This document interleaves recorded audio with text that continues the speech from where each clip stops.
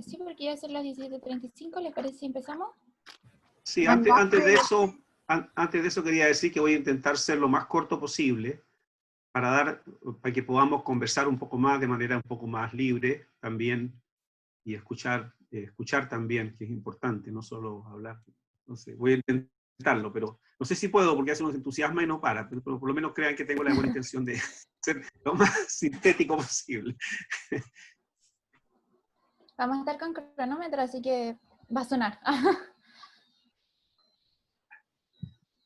Ok, ¿les parece si con el dedo les voy a indicar cuando les quede un minuto? Para después. Ya, entonces comencemos. Les quería informar primero que va a ser esto grabado, así que si quieren restarse de la cámara, ¿se entiende? Y para respetar cualquier privacidad.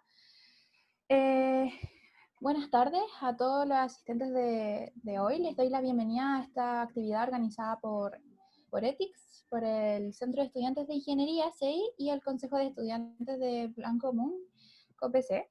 Mi nombre es Catalina Muñoz y soy integrante del COPC y que les moderaré hoy. Primero me gustaría expresar la alegría que es ser parte de esta instancia, ya que es nuestro segundo ciclo de charlas en cooperación con estas organizaciones. Y la primera instancia del ciclo COVID-19 y sus derivados. Estos ciclos nacen de la necesidad de ser un aporte para la necesaria multi- y transdisciplinariedad para abordar la contingencia que vivimos hoy en día. En un principio fue para el estallido social y ahora es para la crisis sanitaria más grande del último ciclo. Las ciencias exactas nos entregan puntos de vista importantes para hacer un aporte ante estos sucesos, pero es muy importante identificar las cosas que no alcanzamos a ver con ellas. Ahora, sin más preámbulo, me gustaría darles la bienvenida a nuestros expositores, don Jorge Maya y Claudio Gutiérrez, que nos van a acompañar hoy día. Bienvenidos, Jorge y Claudio. Voy a describir un poco el trabajo del profesor de Jorge, que es profesor de la Escuela de Ingeniería y Ciencias e investigador del Centro de Modelamiento Matemático de la Universidad de Chile. Es ingeniero matemático de la Universidad de Chile, máster en Matemática Estadística, CIENES, que es el Centro Interamericano de Enseñanza de Estadísticas, OEA, máster y doctorado en Ciencias Aplicadas de la Universidad Católica de Lovaina. Es el director del Laboratorio de Logística y Producción en el CMM, donde ha dirigido numerosos proyectos de investigación y desarrollo en el cambio de la modelización y la aplicación de las matemáticas a la industria.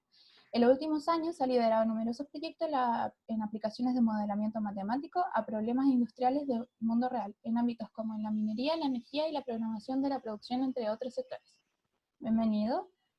Y gracias. Don Claudio Gutiérrez, que es profesor titular de la Universidad de Chile en el Departamento de Ciencias de la Computación e investigador senior del Instituto Milenio Fundamentos de los Datos. Es licenciado en Matemáticas por la Universidad de Chile, magíster en Lógica Matemática de la Universidad Católica de Chile y PhD en Computer Science en la Wesleyan University, Estados Unidos.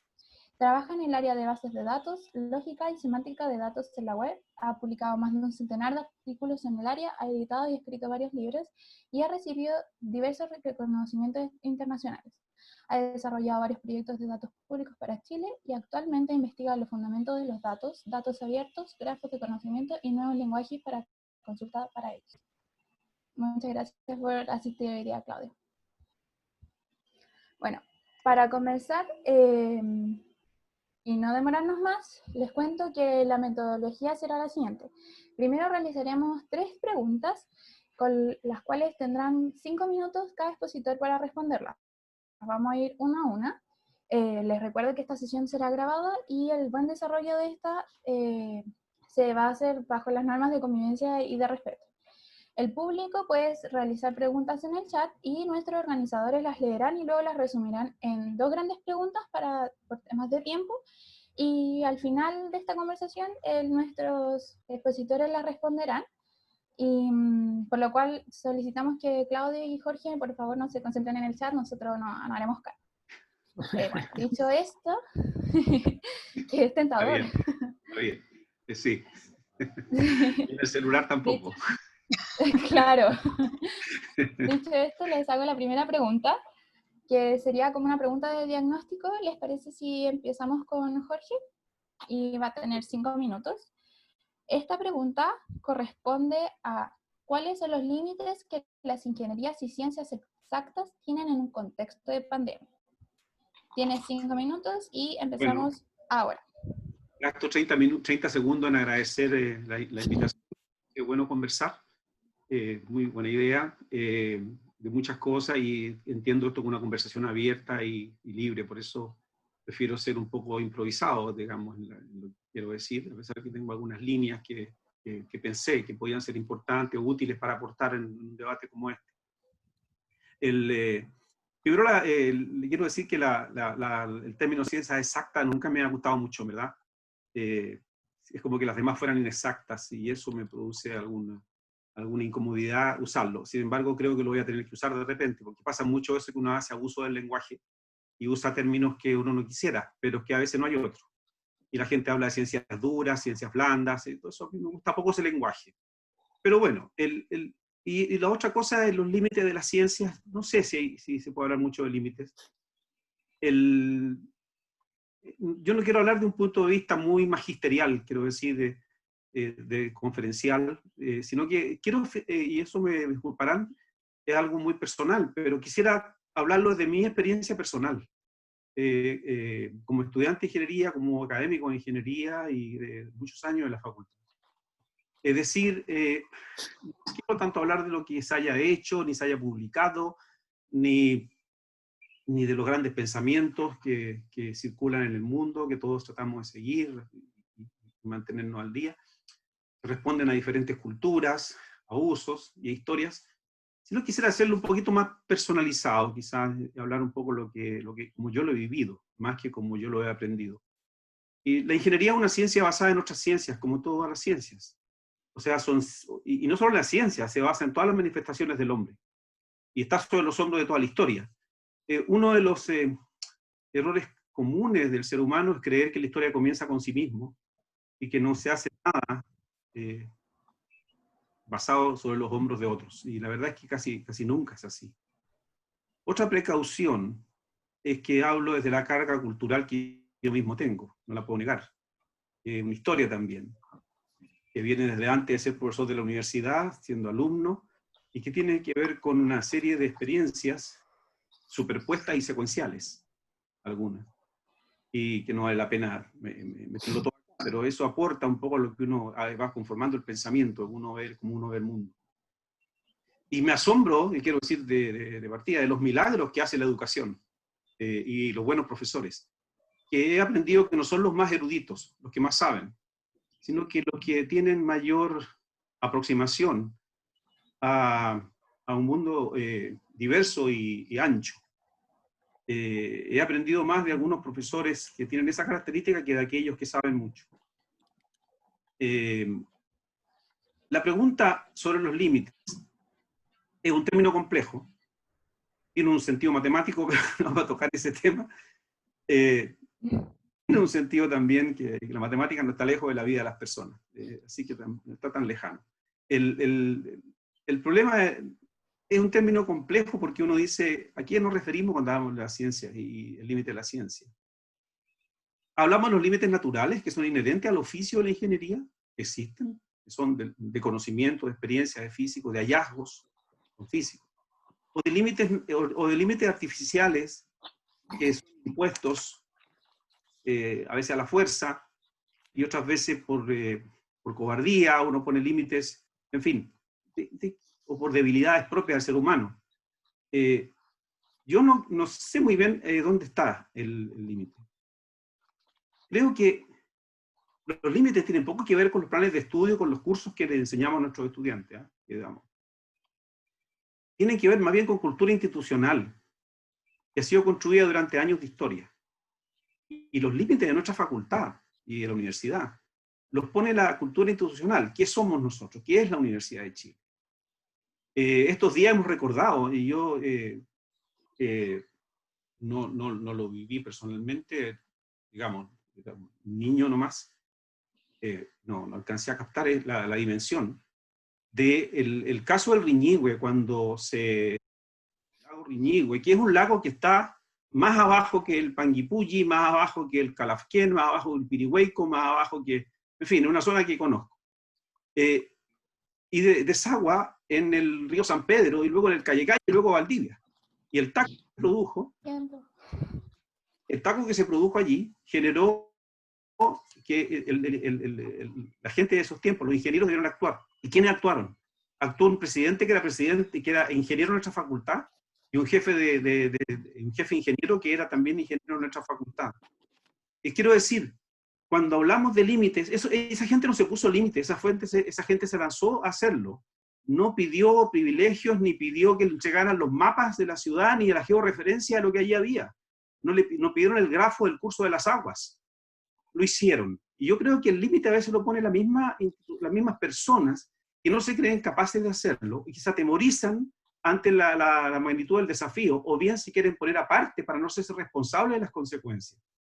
Por lo tanto, creo que el límite, cuando hablamos de límite, sí, inmediatamente, me quedan 3 líneas. 3 líneas. El límite es nosotros cuando no queremos hacer las cosas. Y quiero decir que y en esto me refiero a los centros de investigación en el que yo estoy, por ejemplo, cuando nos entregan recursos, que son recursos públicos, para servir a nuestro país, tenemos que hacerlo. Y ese es el límite. El límite lo ponemos nosotros mismos. ¿Lo queremos hacer o no lo queremos hacer? ¿Creemos que nos entregaron ese recurso porque somos lindos o porque tenemos un compromiso con la señora Juanita, como decía un antiguo presidente, ¿no es cierto?, que es la que pone la platita para que nosotros trabajemos? Yo creo en lo segundo. Hay que atreverse, y el límite no existe en la medida que uno se atreve. Perdonen que me haya pasado un poquitito, pero hice todo mi... Muchas gracias, Jorge. Claudia, la misma pregunta, si quieres te la repito. Sí, por favor. Ya. ¿Cuáles son los límites que las ingenierías y ciencias exactas tienen en un contexto de pandemia? Corre los 5 minutos. Ya está. Bueno, gracias por la invitación. A ver, sobre esto también, como las preguntas nos presentaron las preguntas de antemano, también tracé algunas líneas sobre esto, ¿sí? Lo primero es que quizás aclarar el tema de las ciencias exactas en ingeniería, ¿sí? Yo hablaría de ciencias e ingeniería lo decía Jorge, para no insultar a las otras ciencias, digamos, ¿sí? Y no sobreestimar algunas tampoco. Así que hablamos de ciencia y de ingeniería, y yo extendería la respuesta a los límites y los alcances. A mí me gusta más pensar en los alcances y los límites, es decir, qué se puede, qué no se puede, por qué estamos en esto o no, ¿sí? Lo primero es que quería decir es que de alguna manera la pandemia develó una realidad en la que vivimos, digamos, y que nos involucra a nosotros. Involucra al país, es decir, develó una crisis del país, una crisis que vivía el país. Todos sabemos que estaba en una crisis, viviendo una crisis brutal, ¿sí? Que se expresó el 18 de octubre, pero que traspasa el país, que entra a los muros de la universidad, que entra a las disciplinas, ¿sí? Y entra en particular a la ingeniería y a las ciencias, ¿sí? Mi impresión es que lo que la pandemia vino es a develar esa realidad, ¿sí? No creo que haya puesto mucho más color, digamos, sino que develó esa realidad, develó la brutal crisis en que está este país, y develó la crisis en que están nuestras disciplinas, diría yo también, ¿sí? Esta crisis es menos terminal, sino que es una crisis, como toda crisis de crecimiento probablemente, y la crisis de la educación que hay, ¿sí? Es sabido, digamos, que nuestra facultad siempre tenía una tensión de sus mismos orígenes entre la ingeniería y las ciencias, ¿sí? Yo quisiera hacer una diferencia acá, ¿sí? Una como una disciplina que busca la verdad en general, digamos, estoy pensando en la ciencia casi en versión platónica, ¿sí? Y la ingeniería como una disciplina que tiene un hacer muy particular, yo diría, alguien definía muy bien, es una ciencia, es hacer ciencia con tiempo y con recursos limitados, ¿sí? Y eso cambia completamente el carácter de lo que podemos hacer, cambia el carácter de los alcances que tiene, y cambia el carácter de los límites que tiene, ¿no? Y en esa tensión, digamos, entre la ciencia y la ingeniería, mi impresión es que de alguna manera la pandemia viene a mostrarnos también aquí en la facultad nuestra, ¿sí? estos temas, yo creo que es complejo, ¿sí? Es complejo porque viene la pandemia, yo lo diría, viene un hecho brutal, catastrófico, ¿sí? Es algo externo que nos abruma a todos, y la facultad, a nosotros, todos, yo me incluyo, cuando digo la facultad estoy yo, digamos, ahí entre medio todos también, ¿sí? Demoramos una inmensidad en entender qué está pasando, ¿sí? Una facultad que se aferra, por alguna razón, nosotros como académicos, aferrados totalmente a lo que hacíamos, ¿sí? Y miramos la pandemia como un paréntesis, ¿sí? Miramos la pandemia como uno mira, estando en un aeropuerto, el que se le atrasó el avión por un temporal. ¿Y qué hace en ese momento? Todos probablemente hemos tenido esa experiencia, ¿no? Y te dicen que el avión no sale en la próxima hora, sino que sale en medio día más. Te quedan 10 horas más. ¿Y qué hace uno? Espera, no tiene plan particular, digamos, y espera para volver a la vida normal, ¿sí? Mi impresión es que no es esa la situación que estamos nosotros. Es decir, no podemos estar en un compás de espera repitiendo lo que hacíamos siempre para esperar cuando volvamos a la normalidad, sino que lo que debemos hacer en este momento es entender qué está pasando algo completamente nuevo, ¿sí? Y los estudiantes, mi impresión, a pesar de que nuestra facultad, digamos, los estudiantes en general, por una razón que a mí me pareció siempre muy curiosa, hay mucho profesor que pareciera no tener simpatía a los estudiantes. Es una cosa, uno está aquí por los estudiantes, digamos, esa es nuestra forma de ser. Si no hubiera estudiantes, no estamos acá. Y los estudiantes son jóvenes en formación.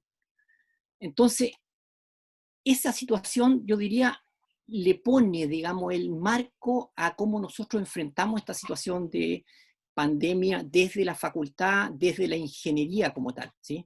Mi impresión es que es una discusión que hay que hacer. Entiendo que se me está acabando el tiempo, así que redondeo, no alcancé a llegar al punto, pero supongo que en la siguiente pregunta puedo entrar de nuevo y la dejo ahí. Creo que esto le pone el marco para hacer el análisis de hasta dónde podemos llegar. Es decir, yo diría dos cosas. De los compromisos que tenemos, Jorge hablaba muy bien, de los compromisos que tenemos como ingeniería, ¿sí? Tenemos un compromiso con el país, ¿sí? Particularmente además porque somos una universidad pública y tenemos limitaciones también, ¿sí? Y de las dos cosas puedo hablar en el siguiente bloque porque para hacer honor al tiempo. Muchas gracias, Claudio. Bueno, la siguiente pregunta, si quieres la puedes empezar tú, Claudio, que es, ¿por qué son necesarias? Mejor. ¿Por qué son necesarias la inter y la transdisciplina en tiempos de crisis? Les recuerdo que pueden realizar preguntas por el chat, así que para que si les surge algo, nosotros las vamos a ir recogiendo. Empezaron sus 5 minutos, voy a avisar a un minuto con voz por si no alcanzaron a darse cuenta. Empezamos. ¿Sigo yo nomás? ¿Sí? Sí. Ya, perfecto, sigo de un viaje, muy bien, gracias. Entonces, a ver, de alguna manera retomo esa idea para integrarla, mirarla con la interdisciplina, ¿sí? ¿Cuáles son los desafíos? En este marco que presentaba, ¿cuáles son los desafíos, los alcances y los límites de nuestra disciplina? Yo lo que creo que tenemos que ser súper claros respecto de los compromisos. Mi impresión es que el primer compromiso que tenemos en un momento de pandemia como esta, también quizás tenemos diferencias con mucha gente respecto a cómo evaluamos. Yo evalúo que este es un desastre brutal, ¿sí? Es un momento en que lo primero que hay que hacer es preocuparnos cómo terminamos la pandemia y luego ver qué hay, ¿sí? Es decir, en ese sentido, el hacer clases regulares, el pasar la materia como había que pasarla, creo que es importante, es nuestro deber, por eso estamos aquí nosotros, pero es una cosa secundaria a ponernos cómo nos ponemos a disposición de resolver o de aminorar el sufrimiento que va a traer esta pandemia y que parece que estamos recién llegando al pic, ¿sí? ¿Qué podemos hacer de la ingeniería? Ahí está la pregunta, ¿sí? Y yo lo que creo que en ese sentido, digamos, los alcances que tiene nuestra disciplina, la ingeniería, es mucha, porque precisamente es gente que está entrenada para resolver problemas. Es decir, un ingeniero es una máquina de resolver problemas con herramientas científicas. Así que podríamos estar muy, muy dispuestos, pero es poca la gente que tomó el compromiso directo con esto, ¿sí? ¿Y por qué? No porque alguien esté asociando, nada, sino que porque yo lo que creo que el ordenamiento disciplinar que tenemos como que no nos impide eso. No. Fíjense que en el caso del Riñihue, que también mencionaba Jorge, el vínculo es directo, ¿sí? Es la facultad instalada directamente en el Riñihue. Es el Estado de Chile en el Riñihue. Son los militares en el Riñihue. Son los pobladores en el Riñihue. Es la municipalidad del Riñihue. Y todos trabajando juntos, ¿sí? Acá nosotros estamos, como la universidad está un poquito, perdón, no un poquito, estoy siendo muy generoso, como la universidad está fuertemente pegada a las demandas de mercado por la situación en que nos tienen del régimen ¿cómo se llama?, de financiamiento, la gente, fíjense que yo puedo ayudar a esto vía un proyecto, yo puedo ayudar a esto vía esta cosa, pero como que yo no puedo ir directamente a ofrecerme, porque a mí me pagan, yo soy profesor de acá, me pagan por estar al servicio del país, ¿sí? ¿Cómo ligo esto con la pregunta, la segunda, para no evadir la segunda pregunta, que es la transdisciplina? Mi impresión es que un tema como la pandemia es un problema absolutamente transdisciplinar. Y voy a poner un ejemplo nomás, ¿sí? Que es la confesión del ministro Mañalich hace 2 días, ¿sí? Oh, me di cuenta de que hay pobres en este país, ¿sí? Bueno, pero ¿cuál es el problema? El problema es que la pobreza incide directamente en la manera en que podemos atacar la pandemia, ¿sí? La pandemia es decir, si yo quiero hacer una estrategia A, B o C, va a depender que sepa que esa estrategia A, B o C se va a implementar en una población con determinado nivel económico, ¿sí? Es decir, si yo quiero aislar a las personas, va a ser distinto si estoy en una casa de la dehesa que si estoy en una casa de la Pintana, ¿sí? Es decir, si viven 10 personas en 3 metros cuadrados, o viven 10 personas, o vive una persona en 100 metros cuadrados.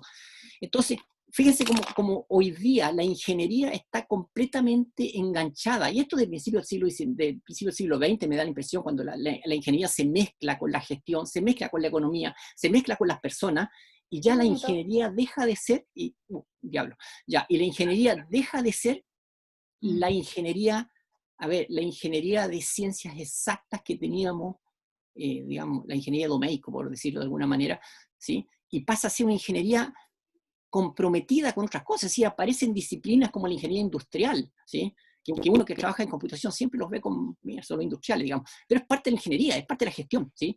Pero es la economía, pero es la sociología, es el estudio de médico, y es decir, a mí, fíjense que la universidad nuestra es una colección de feudos, ¿sí? Donde hay muy poca relación, y ustedes, los alumnos que están acá, piensen, los estudiantes que están acá, piensen las facilidades que tienen o no para tomar ramos en otras facultades. Cero. Hay que ser héroes para tomar ramos en otras facultades. Vayan a tomar un ramo de agronomía, vayan a tomar un ramo de medicina, vayan a tomar un ramo ¿ya? Y se le hace difícil. Esas cosas creo que inciden fuertemente en que miremos un poquito más estrecho y no más ampliamente el resolver estos problemas.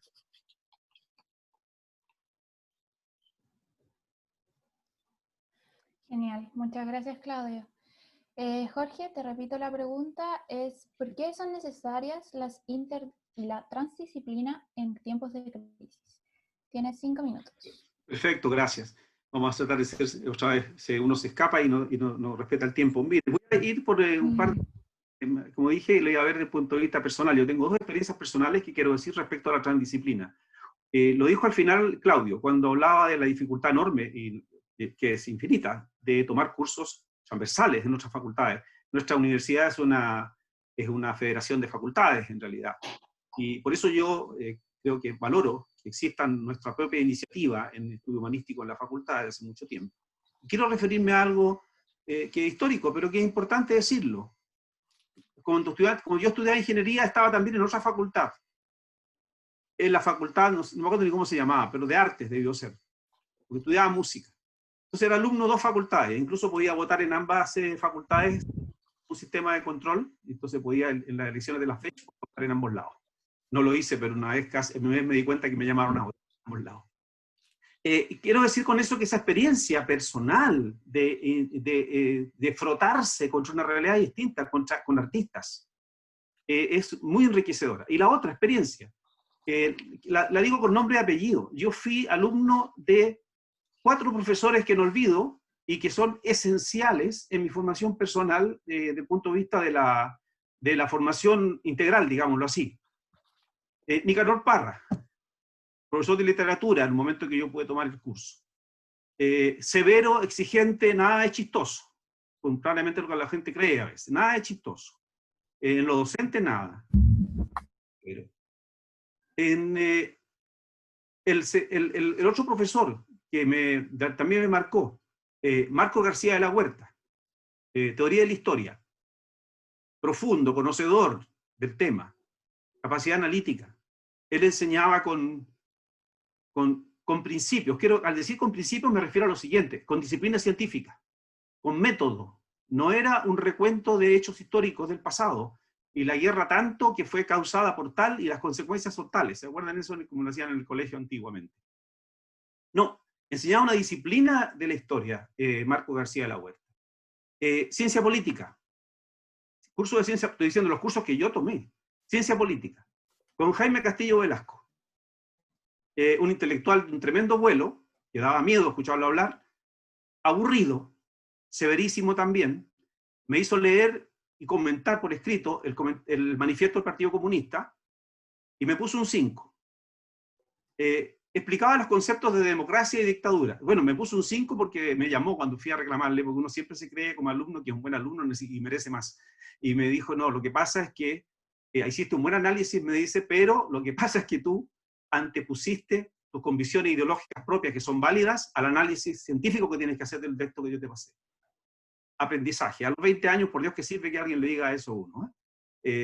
Un aprendizaje interesante. Bueno, explicó los conceptos de democracia y dictadura, y por mi generación me demoré un par de meses en darme cuenta que lo que era una dictadura, porque en ese momento se nos vino encima. Entonces, son aprendizajes. Y el último es Juan de Dios Vial Larraín, profesor de filosofía, de una lógica implacable. Imposible de derribarlo. Nosotros como estudiantes activos hacíamos unas discusiones, queríamos llegar a discusiones profundas, imposible derribarlo. Conocía todos los recovecos, tenía una experiencia enorme, y bueno, se paseaba de la mano con Platón, con Aristóteles, con Kant, con Descartes.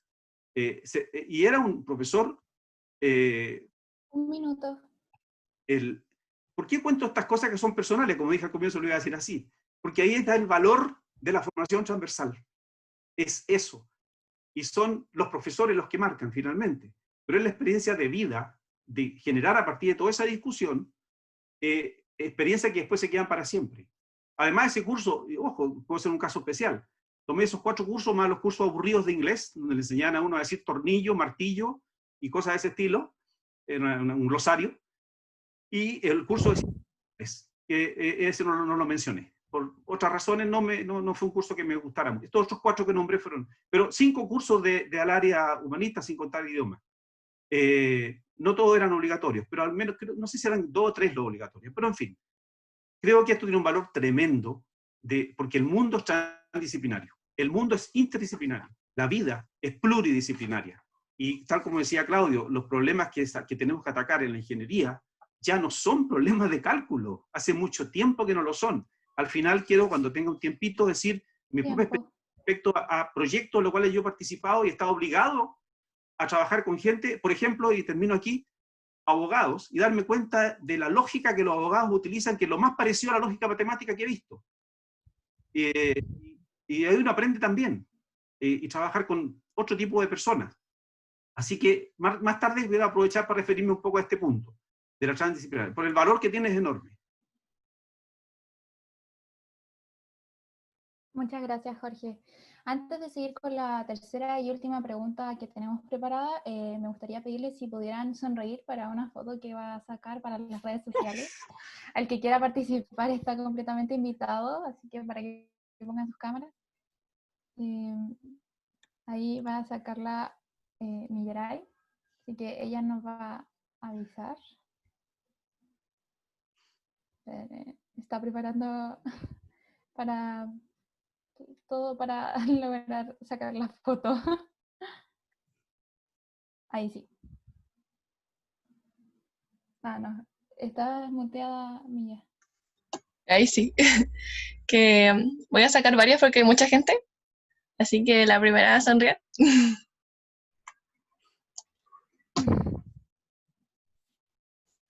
Porque la saco como con la tablet. Entonces ahí. Ahí salió una.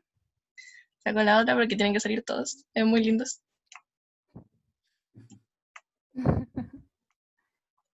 Somos muy afortunados de tener tanto público. Sí, son muchísimos. Y la tercera, ahí están todos en las fotitos. Ya, gracias.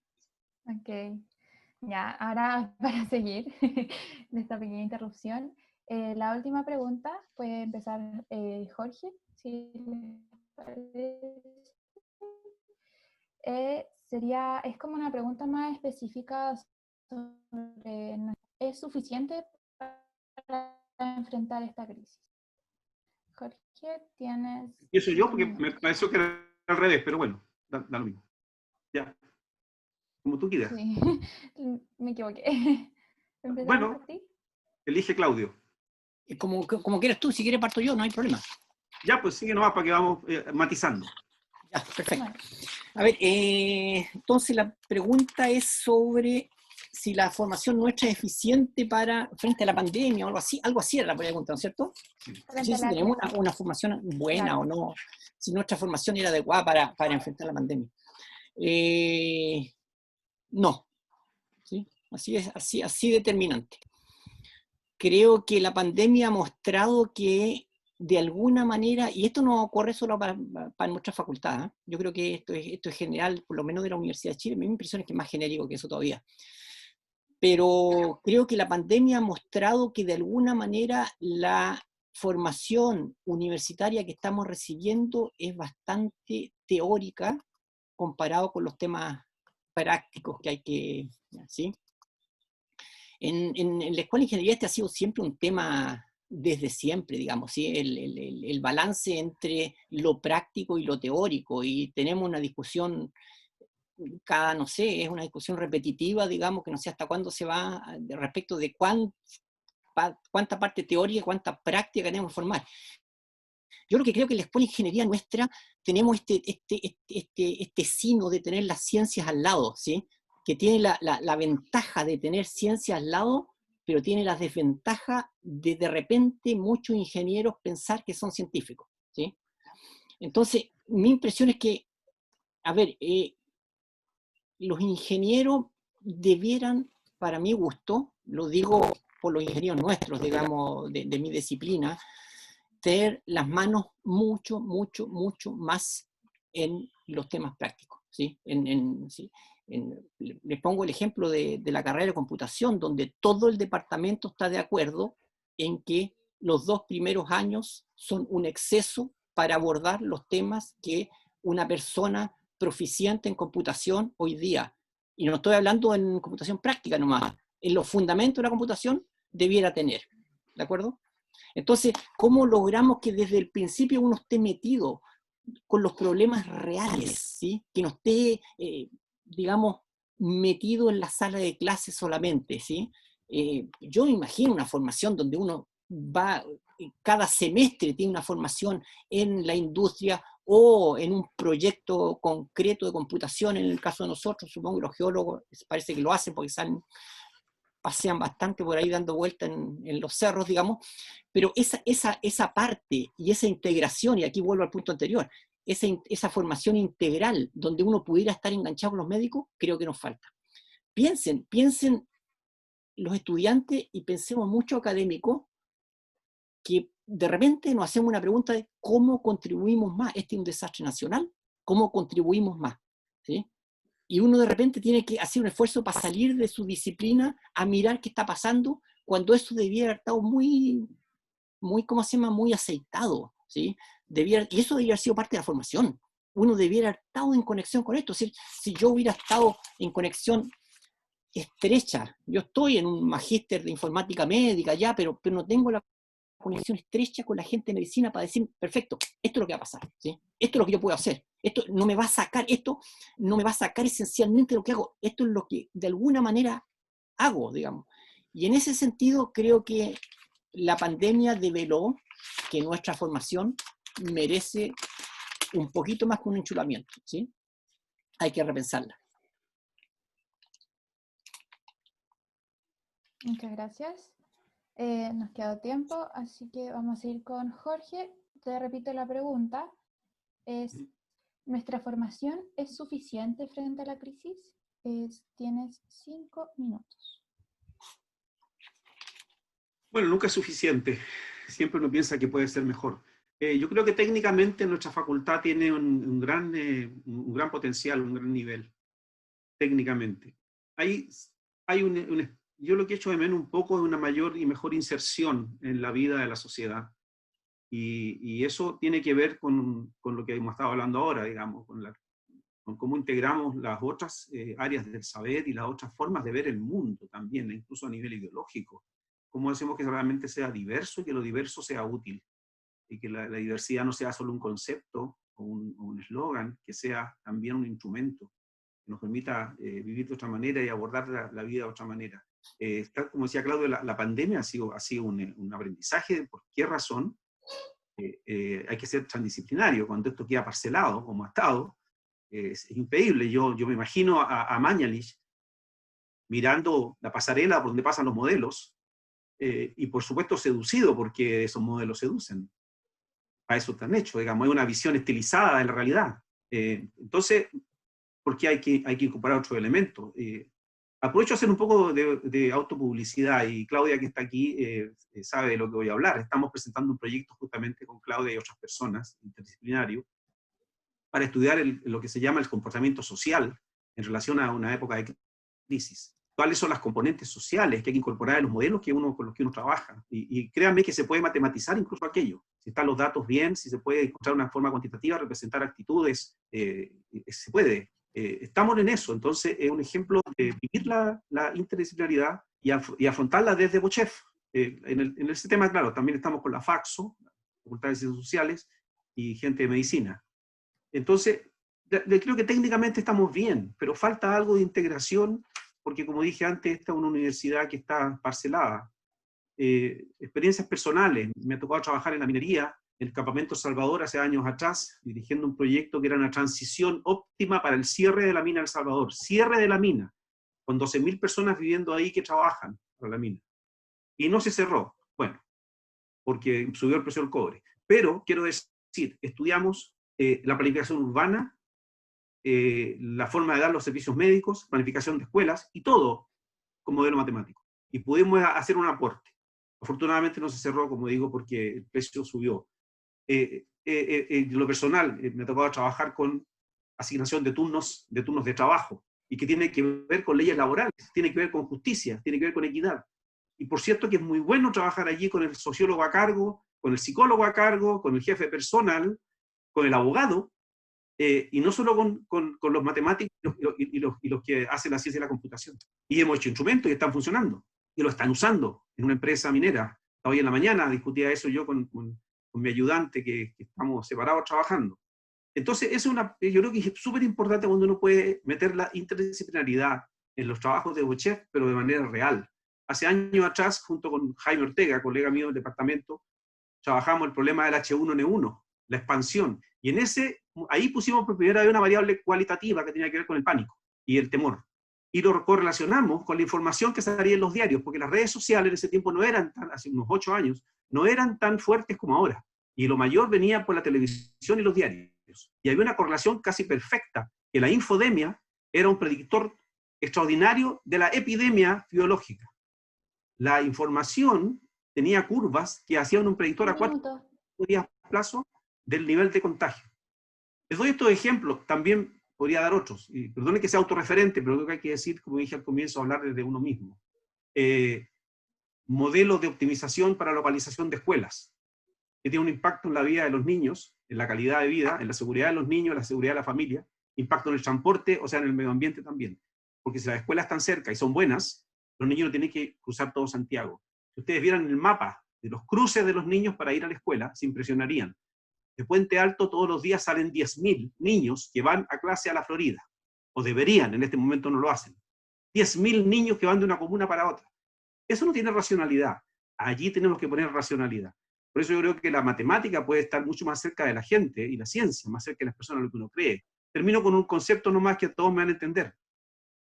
Un matemático en el año 50 y tanto creó el algoritmo que permite encontrar el camino más corto entre dos nodos en un grafo. Y que no tuvo su real impacto hasta hace unos pocos años, bolsillo de toda la gente. O sea, ese matemático se murió sin saber que esos algoritmos ya están metidos en los celulares de todo el planeta, en algún momento guiando a las personas dentro de la ciudad o en el camino. No es el algoritmo exacto, estoy simplificando porque está mejorado, en fin, pero la idea estaba 60, 50 años después, 60 años después, está en la mano de todos nosotros. O sea, la ciencia está más cerca de las personas de lo que uno cree.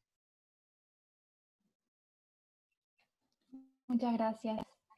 Ya, tuvimos que cerrar las preguntas. Muchas gracias por la inmensidad de preguntas que nos han llegado desde Instagram y por el chat.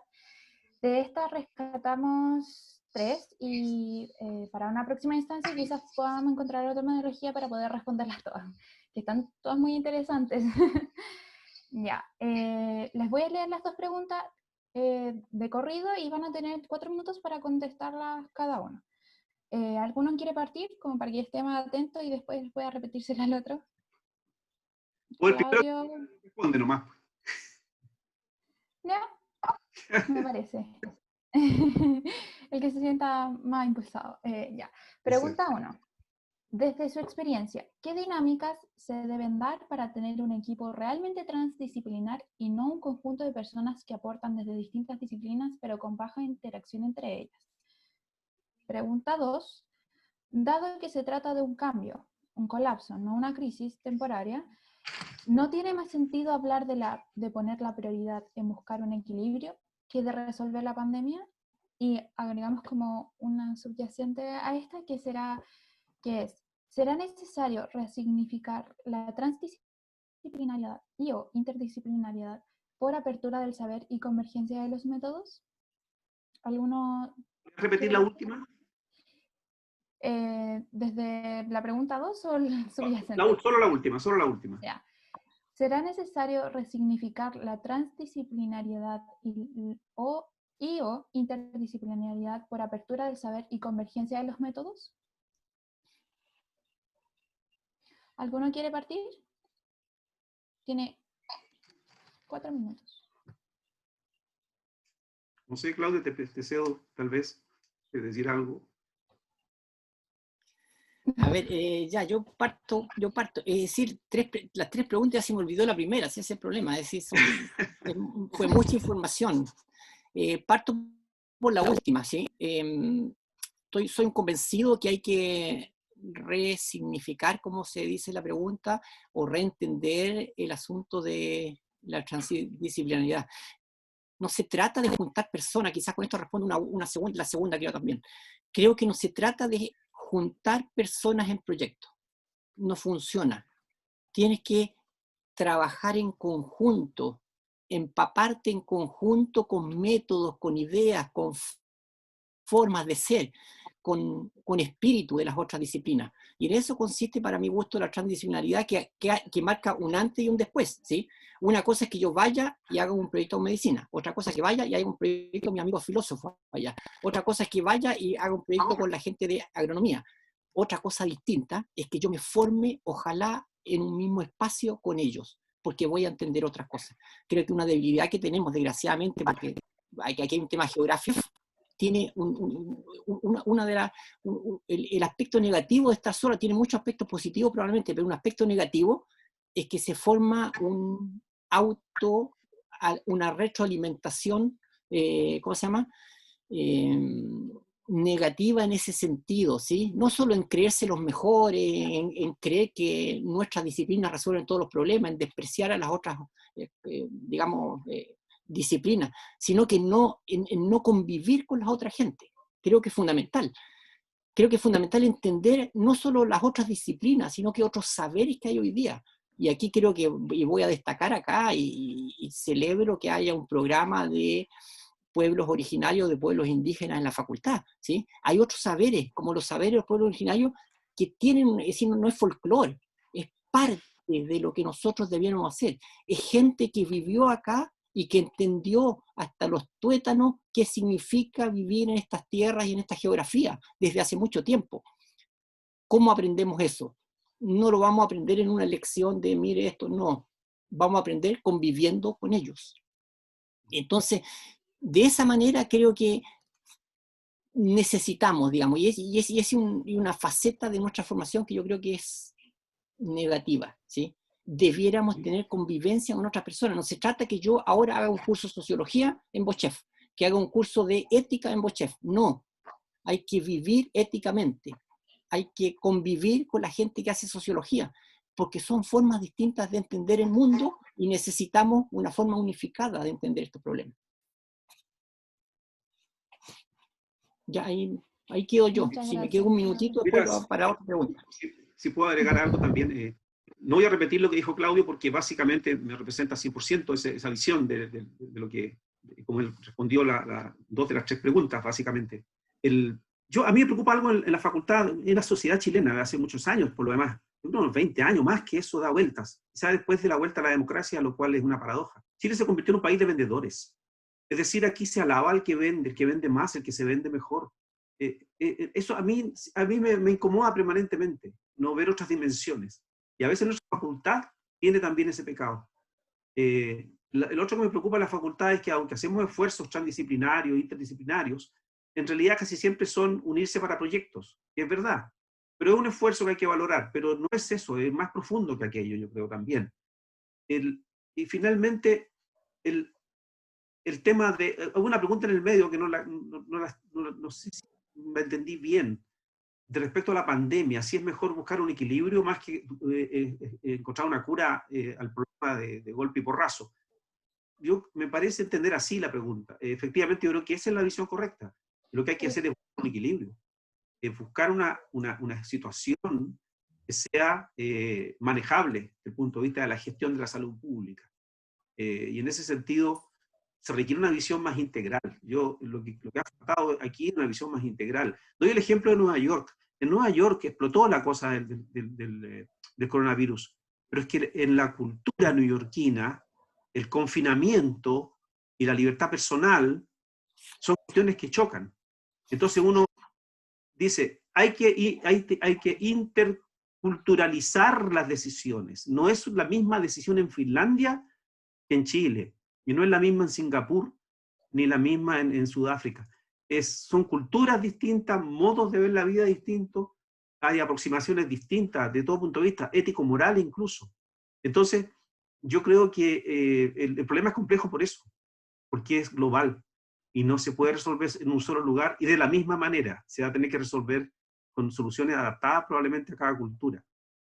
Así que yo pienso que la búsqueda del equilibrio sí, efectivamente es una solución. Es vivir con, no es combatir, es vivir con. Hay que acostumbrarse a vivir con ciertos condicionamientos que vienen de la naturaleza y tenemos que saber vivir con eso, saber gestionarlo. Ok, muchas gracias. Ya vamos a terminar, así que les doy un minuto para si quieren realizar alguna palabra de cierre y después finalizaremos esta sesión. ¿Alguna quiere comenzar? Parto yo si quieres. Y tú cierras, Claro. y tú cierras absolutamente todo ya. No, si quieres parto yo ahora. ¿Cómo estás, don Cristian? Buenas tardes. Como quieras. Sí, lo tengo. Mire, ahora voy manejando. Perdón. Casi. Un minuto. ¿Claudio? Ya está.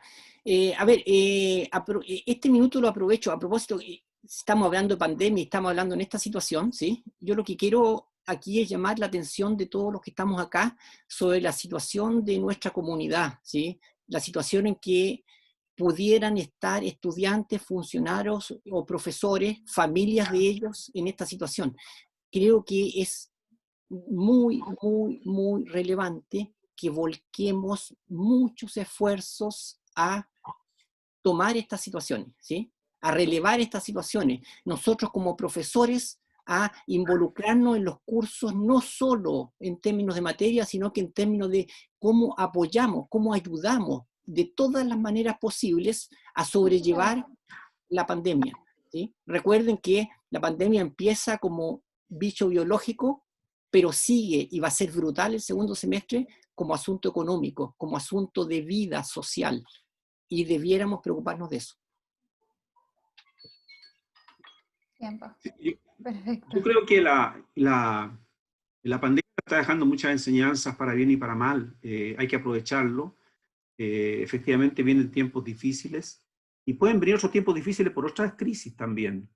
Estábamos viviendo una crisis cuando llegó la pandemia y esa crisis no se ha terminado, eso va a seguir. Hay que volver un poco a, como dije, integrar un poco las visiones del mundo y abrirse con generosidad a aceptar visiones distintas para poder sentarse a la mesa realmente a resolver los problemas que tiene Chile, no digo los del mundo, pero los de Chile, al menos, en esta materia. Tenemos otras cosas que están quedando por el momento olvidadas. El cambio climático es un problema que está allí todavía, los problemas sociales que hemos visto, la pobreza que se acaba de descubrir el ministro, sí, está ahí hace mucho tiempo. Entonces, como que no hemos abordado esto de manera integral y generosa, abriéndose a la parte de verdad que está en el otro también. Siempre hay una parte que está en el otro. Entonces hay que abrirse a eso para poder buscar soluciones. Y una última palabra que no es demagogia, por favor no me malentiendan, pero yo quiero valorar lo que está haciendo el grupo de Ethics y lo que hizo en el pasado el Departamento de Estudios Humanísticos de nuestra facultad. Yo ya relaté mi experiencia personal, pero durante muchos años ese departamento existió. No fue suprimido por la dictadura, fue suprimido en los años 90. Entonces, post dictadura. De hecho, durante la dictadura se mantuvo activo, y muy activo. Entonces yo creo que deberíamos reflotar un poco esto y valorar la presencia de las ciencias humanas dentro de una escuela de ingeniería, que es una particularidad que yo creo que nos distingue. Y repito, por favor, no crean que es demagogia. Yo lo creo así, porque lo viví así. Muchas gracias. Aprovecho para agradecer porque ha estado muy interesante y me habría gustado escuchar alguna otra cosa también a otros que están ahí están en el panel de alguna manera también. Muchas gracias, Jorge y Claudio. Bueno, estas palabras nos dejaron a todos con más dudas que respuestas. Quedamos con la necesidad de seguir conversando y de seguir cuestionándonos cómo estamos viviendo realmente nuestra formación y nuestra vida. Y con muchas ganas también de seguir descubriendo y seguir internándonos con lo que es la interdisciplinariedad. Pero ya tenemos que dar por finalizado, es viernes de la tarde, ya es hora de tomar once. Y los dejamos muy, muy, muy, muy invitados para las próximas charlas que vamos a tener. Este ciclo queremos que tener unas 4 más, que vamos a seguir viendo temas sobre la pandemia y cómo se relaciona con otras disciplinas. Estamos muy contentos de haber podido lograr esto. Muchas gracias nuevamente a Claudio y Jorge, muchas gracias a Ethics, a CI y al COPC. Y los invito a seguir las redes para que puedan mantenerse informados. Les recuerdo también que vamos a subir esta instancia para poder alcanzar a más personas, y muchas, muchas, muchas gracias. Nos estamos viendo. Gracias, hasta pronto. Muchas gracias. Chao, gracias. Chao, gracias. Gracias, Claudio. Gracias a todos, gracias a ti, Jorge, también. Gracias a ambos expositores, muchas gracias, Catalina, muchas gracias, Daniel.